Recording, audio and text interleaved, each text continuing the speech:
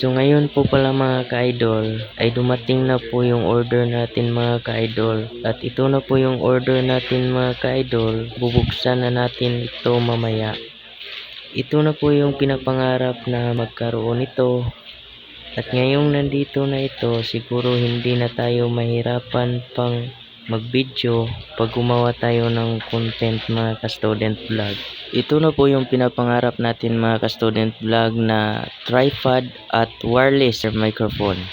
Kasi makatulong po talaga ito sa ating pagbablog mga ka-student vlog, at siguro ngayon na nandito na ito, mas maganda at tuloy-tuloy ng ating pagbablog mga ka-student vlog. At ngayon po mga ka-student vlog ay susubukan na po natin ang ating tripod kung paano ito gagamitin.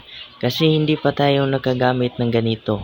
Kasi ngayon pa lang mga ka-student vlog, kaya pag-aralan muna natin mga ka-student vlog kung paano ito gamitin at kung ano ang pwede nitong gawin mga ka-student vlog. So ngayon po mga ka-student vlog ay susubukan po nating tingnan kung gaano kaganda itong nabili nating tripod. Nakikita ko maganda naman talaga yung tripod, kaya lang ang pangit yung humahawak mga ka-college student vlog.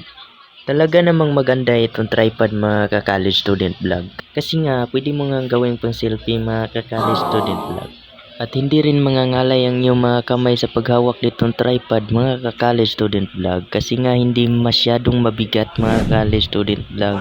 At hindi ko inakala mga college student vlog na sa ganito kaliit na tripod ay pwede rin palang tumayo na kagaya ko kahaba.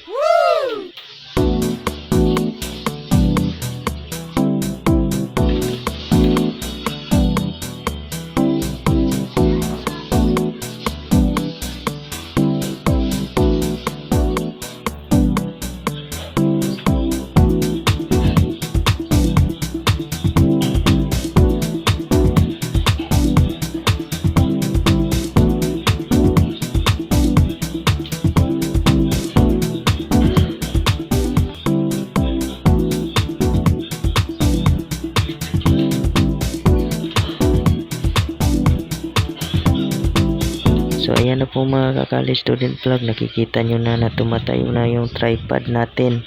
Sana follow nyo ko palagi. At hanggang dito na lang mga ka-college student vlog. Hanggang sa muli.